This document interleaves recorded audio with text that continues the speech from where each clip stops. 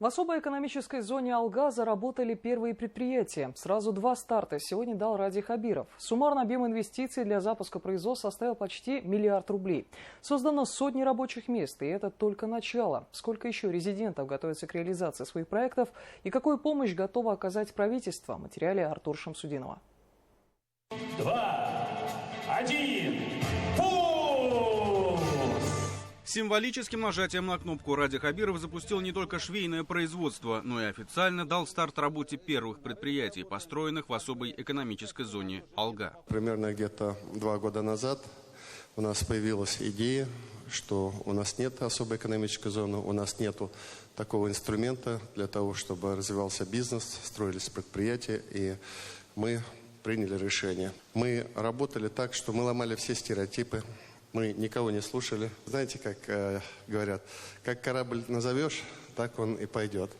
Мы, когда особая экономическая зона названия Алга, вперед, значит он у нас и пошел вперед. Основное направление швейной фабрики – спецодежда для предприятий. За год планируют шить до 220 тысяч изделий. Сейчас, например, работницы изготавливают униформу для сотрудников БСК. Я из города Салавата. Условия, во-первых, соцпакет, и вообще все заинтересовало. Интересно, хороший коллектив. А ведь многие до прихода сюда даже не умели шить. Швейному делу их обучили по линии Минтруда в рамках специальной программы, в которой приняли участие безработные. Этим будут заниматься и на самом предприятии. У нас есть мастера, наставники, мы сделаем специальную линию для учеников, будем обучать, они проходят обучение, потом мы их сажаем на поток.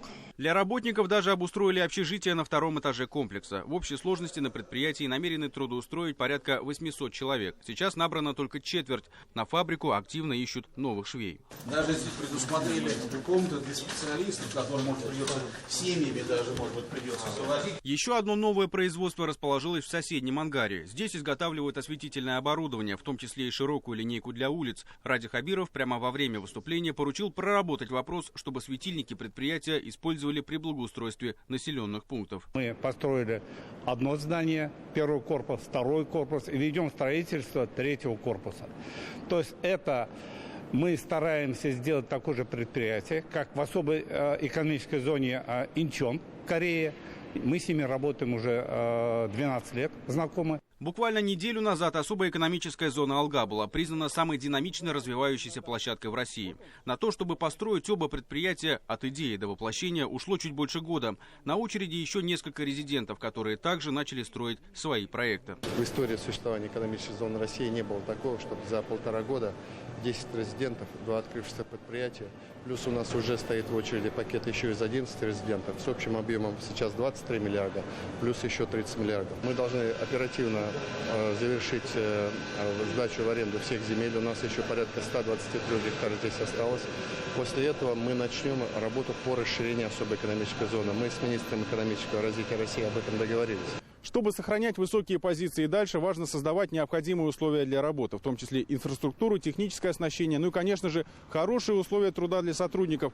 Эти вопросы обсудили на заседании наблюдательного совета особой экономической зоны Алга, в котором приняли участие руководители республиканских ведомств, а также сами инвесторы. Производственный комплекс находится за чертой города. Предприниматели попросили помочь с организацией транспорта для сотрудников, которых буквально приходится собирать со всех прилегающих сел.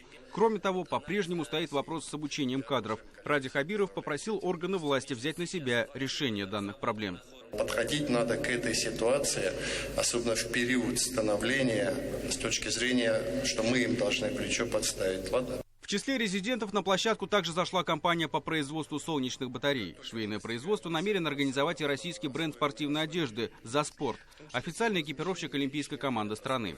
Ради Хабиров прямо на заседании сделал и первый заказ. Сразу же после запуска производства одеть сборную Башкортостана.